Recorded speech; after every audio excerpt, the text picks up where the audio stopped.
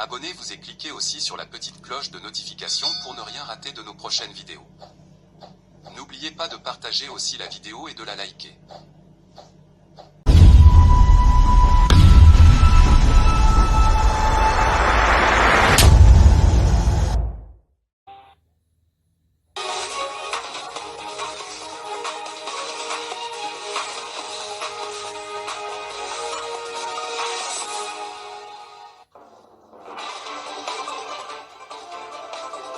Pas de pertes en vies humaines, mais des dégâts matériels ont été importants lors du crash de l'avion de la délégation du ministre des Mines à l'aéroport de Kolwezi. Une enquête a été déclenchée pour en savoir un peu plus.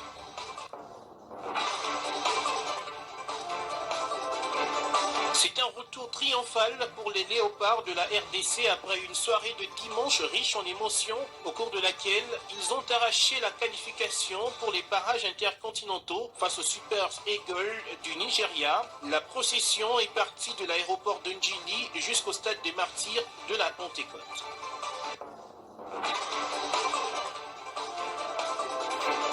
Peut-on espérer une paix durable dans l'est de la RDC après la signature d'un accord de paix entre la RDC et l'AFC M23? La question mérite d'être posée, mais pour Maître Carlos Mukuli, acteur de la société civile, il faudra attendre l'accord définitif pour voir la paix s'installer de manière définitive. Bonsoir à tous, bienvenue dans cette édition du journal sur Digital Congo pour vous informer ces images. D'abord, pour commencer cette édition d'information, ça s'est passé dans le Lualaba, précisément à l'aéroport de Kolwezi. Il s'agit là de l'avion de la délégation du ministre des Mines qui a pris feu quelques petites minutes après avoir connu un crash. Aucune perte en vies humaines n'est à déplorer, mais les bagages et d'autres biens de la délégation ont été consumés. Les causes de l'incident ne sont pas encore connues, mais des pompiers de l'aéroport, les autorités provinciales et les équipes de sécurité se sont mobilisés dans l'urgence absolue pour étouffer l'incident et sécuriser le périmètre. Les autorités aéronautiques ont tout de suite annoncé l'ouverture d'une enquête technique afin d'identifier l'origine exacte de l'avarie.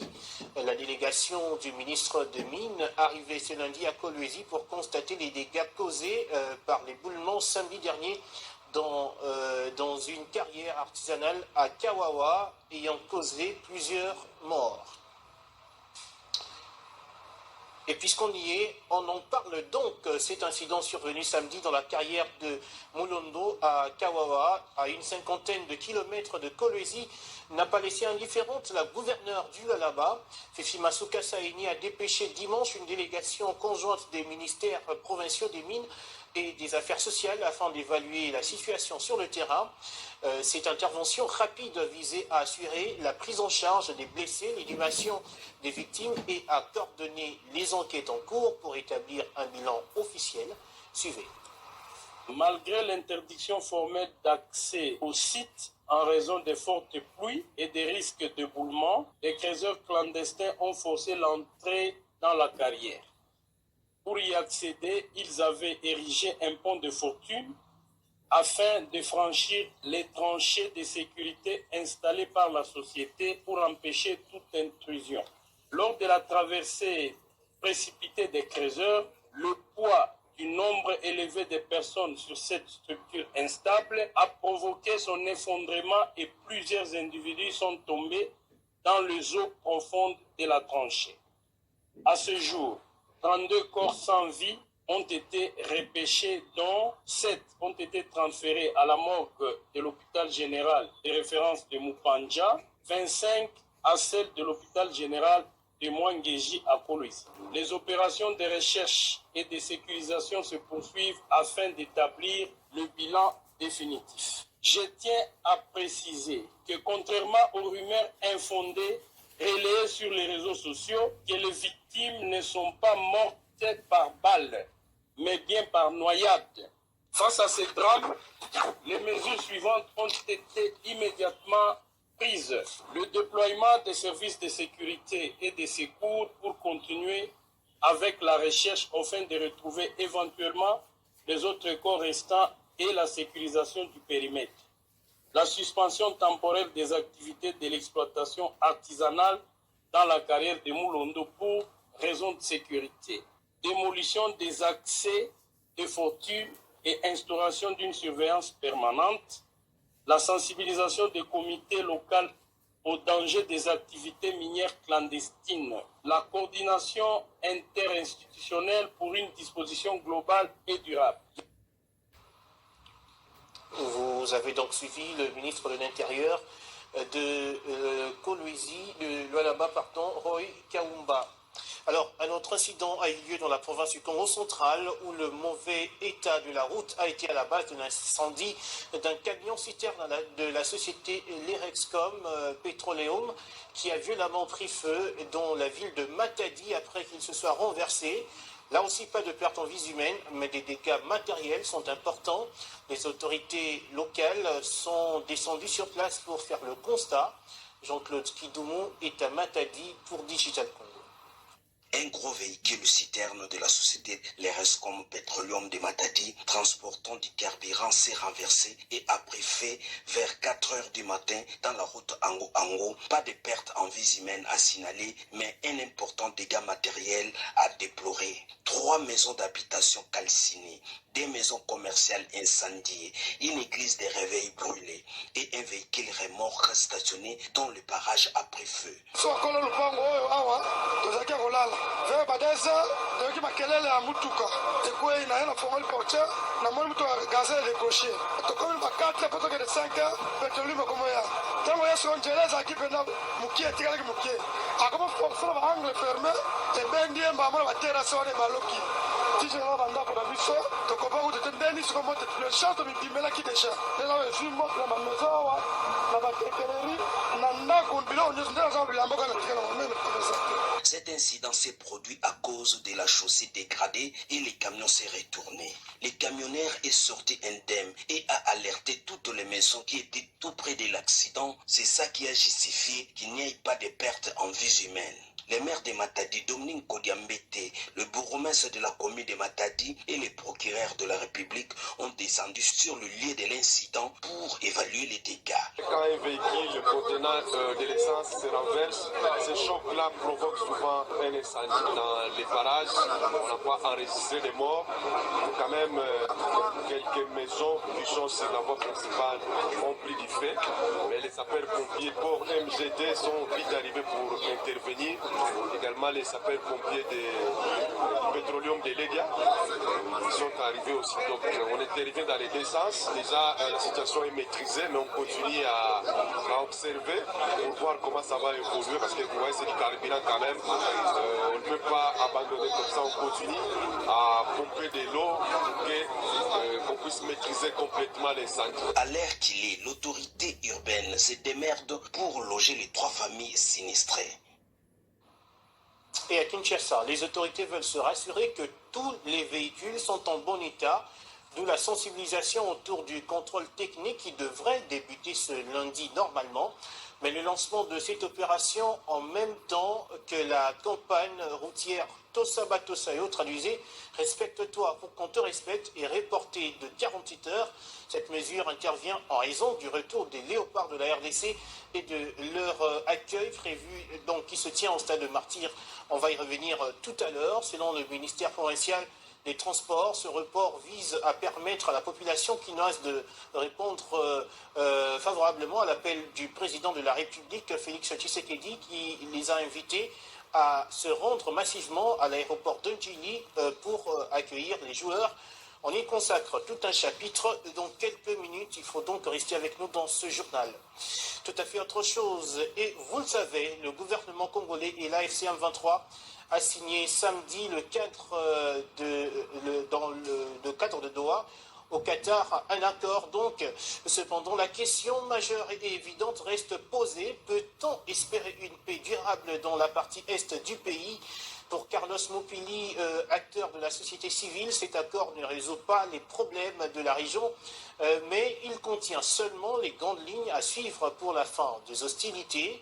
Il invite cependant la population à patienter pour attendre dans les prochains jours l'accord définitif qui, selon lui, portera ses effets. On l'écoute au micro de Tchèque Sandy. Lorsqu'on analyse l'accord de paix signé à Doha récemment entre le gouvernement congolais et l'AFC M23, vous allez comprendre que nous sommes encore au niveau de grands principes et que ça demande que l'application ou bien le détail ou la lumière vraiment sur les contenus doit venir de ces protocoles. Parce qu'on a énoncé que les grandes lignes, et ce n'est pas sur base des grandes lignes, qui ne marquent même pas la fin des hostilités ou même le respect du cessez-le-feu. C'est-à-dire, on peut dire que nous sommes dans un contexte d'un accord sans vraiment un accord entendu par la population congolaise, un accord qui peut produire des effets que la population maîtrise du sud Kivu, du nord Kivu, attend, c'est-à-dire il faut encore de la patience et nous pensons que, comme nous le disons, c'est un processus de paix, c'est qu'un processus, il y a une succession d'épisodes et à chaque fois qu'ils se rencontrent, il y a ce qu'on appelle la réduction des champs de méfiance. Donc espérons que dans l'avenir, si proche, quand ils vont signer les protocoles, c'est là vraiment que nous aurons l'accord que nous entendons avec ses effets. Et il faut dire que cette signature d'accord entre la RDC et l'AFC M23 a suscité de l'intérêt auprès des internautes. Quelques posts sur X ont attiré l'attention de Tichik Sambi. Il nous en parle dans cet élément. Les réactions ne cessent de tomber aussi bien du côté de la majorité, de l'opposition que de la société civile après la signature du cadre de Doha au Qatar entre le gouvernement congolais et l'AFC M23. Sur les réseaux sociaux X, Patrick Mouyaya poste « Le gouvernement de la République démocratique du Congo salue la signature aujourd'hui, 15 novembre 2025, de l'accord cadre de Doha, une étape décisive vers une paix juste, inclusive et durable dans l'est du pays. » Pour dire Chaka, acteur de la société civile, cet accord est un accord vide qui a été signé entre deux parties qui ne croient pas pour aucun résultat ni changement à attendre. Selon Franck Diongo, l'accord cadre de Doha, signé aujourd'hui, révèle une fois de plus l'incapacité du pouvoir en place à affronter la vérité. Ces textes se présentent comme une avancée, mais il n'est qu'une manœuvre diplomatique vide, sans engagement contraignant, sans obligation, sans le moindre effet concret. On tente de transformer un document creux en victoire symbolique alors qu'il ne change absolument rien à la situation. Aucune mesure réelle, aucune garantie, aucune transformation tangible. La gouvernance actuelle se limite à protéger son image en multipliant des signatures qui n'ont aucune substance. Délice Sanga, selon lui, un accord de principe sur un autre accord de principe ne vaut rien. Ce n'est plus de la diplomatie, c'est un vœu pieux. L'empilement de principes est un écran de fumée qui masque mal les limites du processus de Doha et de Washington. Il est temps de sortir du déni et de regarder la réalité en face. La seule issue viable à cette tragédie, c'est un dialogue inclusif, pas la chasse aux principes ni au protocole introuvable, dont l'impasse actuelle nourrit deux vases communicants d'une même réalité, la bunkérisation à Kinshasa et la balkanisation continue à l'Est. Voilà donc pour ces réactions. Le gouverneur de la province du Tanganyika a regagné sa province dimanche après une mission officielle en Chine où il a pris part active au forum China Mining, l'un des plus grands rendez-vous internationaux consacrés à l'industrie minière et aux investissements liés aux ressources naturelles. Christian Kitungwa dit être porteur de plusieurs projets visant à promouvoir l'émergence de sa province. Le patron du Tanganyika était également présent lors des assises consacrées à la stabilité des institutions provinciales tenues à Kinshasa, Bénédicte Ndembe et Deborah Moussou. De retour dans sa province, le gouverneur Christian Kitungwa Muteba a rassuré que les enseignements tirés du forum China Mining et des assises consacrées à la stabilité des institutions provinciales organisées à Kinshasa permettront de stimuler les climats des affaires, d'améliorer la gouvernance locale et de promouvoir un développement plus durable. J'ai quitté la province pour une mission en Chine, participer à China Mining, qui est une grande rencontre des investisseurs Et cela nous a conduit à avoir plusieurs contacts de par cette invitation-là, et la province a ouvert ses portes à beaucoup d'investisseurs qui veulent bien et qui ont découvert la province du Tanganyika, et ils voudront bien venir installer et s'investir en province. Et donc par conséquent, il est important que l'on puisse interpeller tout un chacun en ce qui le concerne en termes de responsabilité sur le plan de la sécurité, pour permettre à ce que nous puissions sécuriser ceux qui veulent venir investir en province et ceux qui ont déjà de l'investissement ici en province. Donc le plus important est d'abord de démontrer ce que nous pourrons faire avec ceux qui sont déjà en province pour permettre à ceux qui viendront. À l'aéroport de Kainda, une foule en liesse s'est amassée spontanément pour saluer le comeback du patron de la province du Tanganyika. Et puis le rapport du groupe d'experts interinstitutionnels sur la réforme du guichet unique intégral du commerce extérieur GUICE, avec l'accélération de la dématérialisation totale des opérations d'importation, d'exportation et du transit des marchandises en RDC, et la situation du contrat de concession signé entre le gouvernement et le bureau Veritas a été présenté ce lundi 17 novembre 2025 à Kinshasa au ministre du Commerce extérieur Julien Paluku-Kahongya, président du Conseil de supervision de la réforme du guichet unique intégral du commerce extérieur. D'autres détails avec Obed Kambali. Accélération de la dématérialisation totale de l'alliance documentaire qui réunit l'ensemble des documents nécessaires à la réalisation d'une opération d'importation, d'exportation et de transit de marchandises en République démocratique du Congo, jadis délivrée en format papier, et la situation du contrat de concession signé le 5 octobre 2013 entre le gouvernement congolais et les bureaux Veritas sur la conception, la mise en œuvre et la gestion du guichet unique intégral du commerce extérieur GUICE qui devrait se terminer en octobre 2024. Prolongé de 2 ans, le rapport du groupe d'experts interinstitutionnels a été présenté ce lundi 17 novembre 2025 à Kinshasa au ministre du Commerce extérieur Julien Paluku-Kahongya, président du comité de supervision de la réforme du guichet unique intégral du commerce extérieur GUICE. Au nom du gouvernement, le ministre du Commerce extérieur a salué le travail de qualité abattu par les experts venus de la présidence de la République, de la primature, des ministères sectoriels et des établissements et services publics. Il a à cette occasion demandé la mise en place d'une feuille de route. La dématérialisation des opérations commerciales vient simplifier les procédures, réduire les coûts et les délais du traitement des dossiers, mais aussi améliorer la traçabilité des opérations, garantir la transparence totale et sécuriser les recettes du trésor public. Ainsi, la République démocratique du Congo, qui a ratifié l'accord sur la facilitation des échanges de l'Organisation mondiale du commerce OMC au mois de juillet dernier, est sur une bonne voie pour se conformer aux standards internationaux exigés par l'OMC en matière du commerce international, a ajouté le ministre Julien Paluku-Kahongya. Rappelons que 67 éléments sur les 77 composants l'alliance documentaire sont déjà dématérialisés en République démocratique du Congo, qui vient de lancer ce portail d'information commerciale PIC depuis la semaine dernière, et ce avec l'appui de la conférence des Nations Unies sur le commerce et le développement CNUSED. Et puis clôture ce lundi 17 novembre 2025 de la campagne Elimu Kwaote, entendez éducation pour tous. Le comité des élèves et le Parlement d'enfants de Butembo ont remis des brevets aux partenaires qui les ont accompagnés pendant cette belle aventure durant laquelle plus de 3000 enfants déplacés de guerre vivant à Butembo et Lubero ont été assistés. Le besoin reste encore énorme, renseignent les organisateurs de cette campagne. Le point avec notre permanent sur place à Butembo, Delphin Sindani.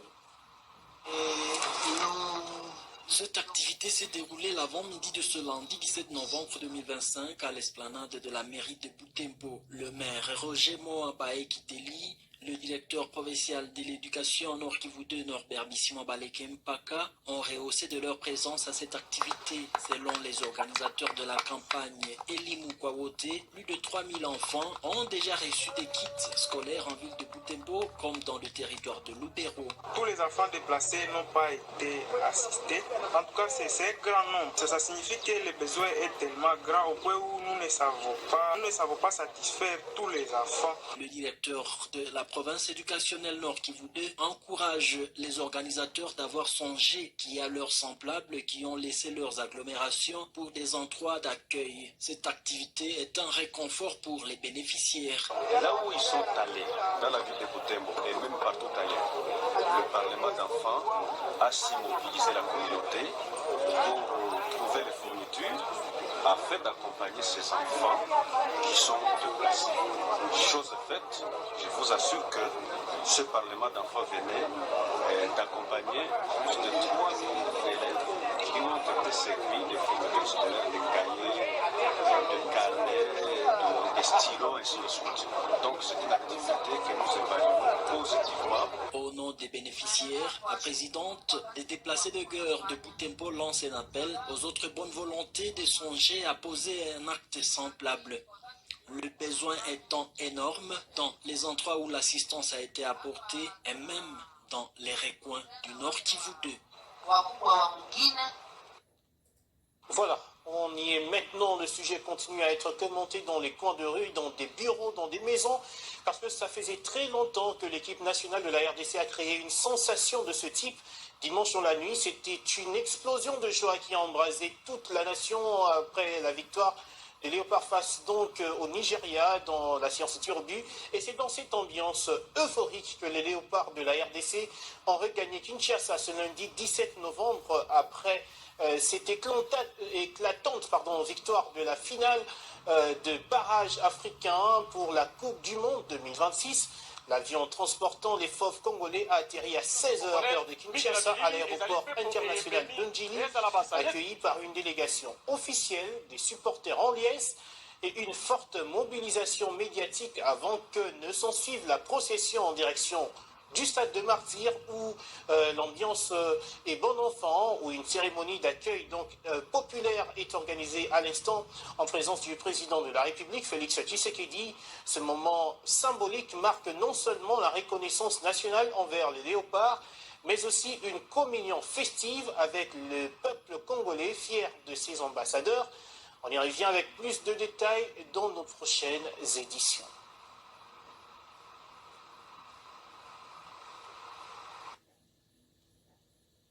Et je le disais tantôt, ce sont des réactions de toutes les couleurs qui surgissent de part et d'autre. Il y a par exemple, il y a par exemple certains Quinois qui pensent que cette victoire face au Nigeria est presque une qualification pour la Coupe du Monde, bien que beaucoup reste encore à améliorer du côté des Léopards, mais aussi au niveau de la fédération. Ils sont au micro de Trésor Goudia et José Mazo. La fédération. Ce que moi je demande à la fédération, c'est de veiller sur l'arbitrage, parce que l'arbitre marocain n'a pas bien fait son travail, mais les Léopards ont bien joué. Et je crois que lors du prochain match, ils vont encore très bien jouer. Mais moi, je suis sûr que nous sommes déjà au mondial et nous pouvons aller jusqu'à la finale. Les joueurs doivent juste améliorer le travail et la défense surtout doit être efficace.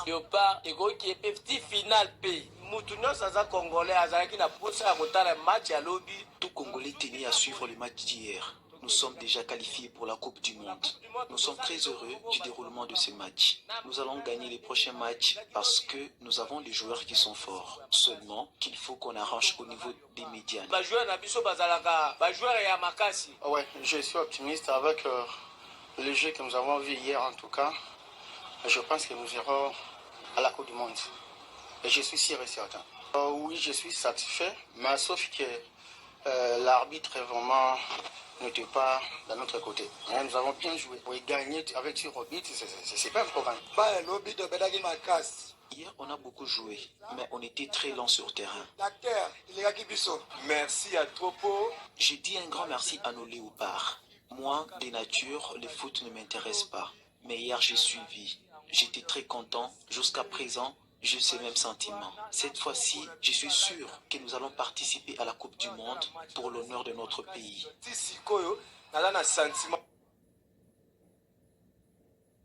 Des Quinois, mais il faut le reconnaître, il s'agissait d'un match riche en émotions, ce que la majorité de personnes ont apprécié, et c'est le jeu proposé par les Léopards de la RDC qui ont dompté le Super Eagles du Nigeria durant toute la rencontre. Je vous propose de suivre ce résumé de notre rédaction sportive. ne s'est jamais retrouvé dans cette position. On l'arrête. C'est à travers la loterie des tirs au but que les Congolais ont réussi à valider leur ticket pour la suite des barrages des éliminatoires de la Coupe du Monde. Match pour rentrer dans l'histoire de la République démocratique du Congo. La concentration pour Chancel Mbemba. Chancel Mbemba qui envoie la République démocratique du Congo en barrage intercontinental. Chancel Mbemba à droite et la qualification en poche. Mais pour y parvenir, les choses étaient difficiles à manœuvrer. Un but encaissé de manière matinale côté congolais qui sème la panique. Et dans la suite, les Congolais se concentreront pour décrocher à la 35e minute d'égalisation grâce à Meshak Ilia, bien servi par Cédric Bakambu. Le 1-1 restera collé au marquoir jusqu'au terme de 90 minutes et les prolongations ne donneront rien. Et la loterie des tirs au but, fatidique, Fayoulou s'illustre à travers des renvois. Et enfin, Mbemba pour les derniers tirs et la qualification en poche. Les Congolais vont poursuivre l'aventure.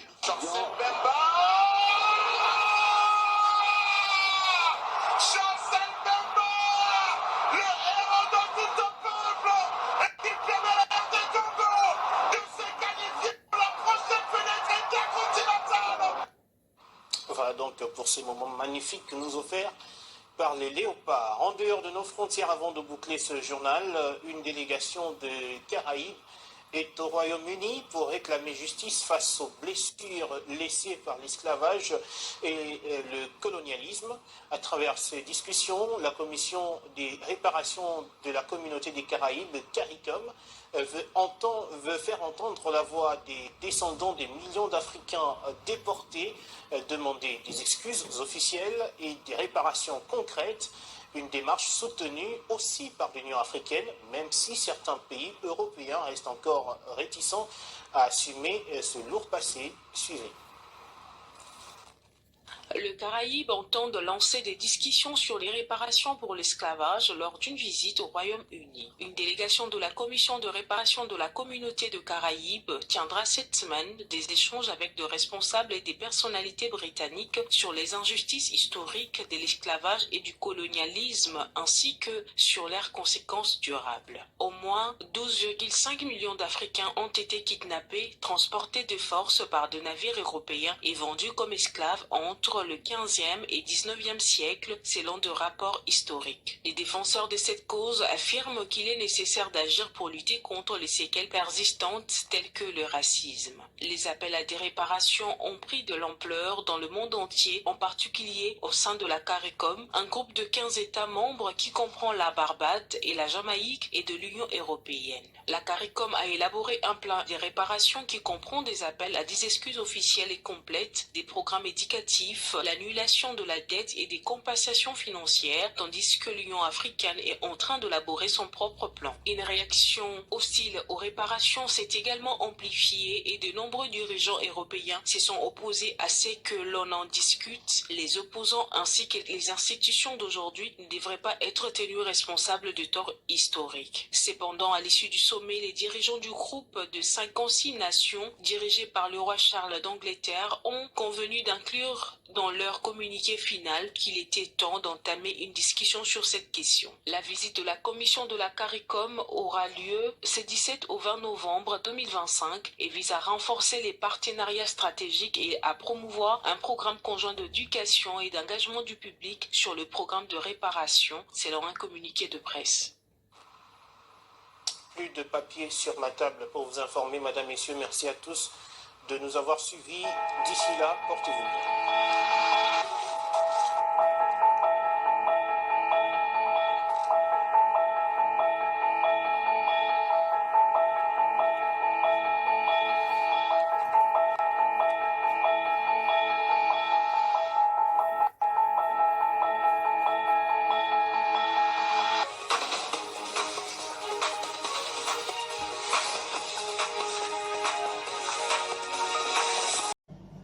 Abonnez-vous et cliquez aussi sur la petite cloche de notification pour ne rien rater de nos prochaines vidéos.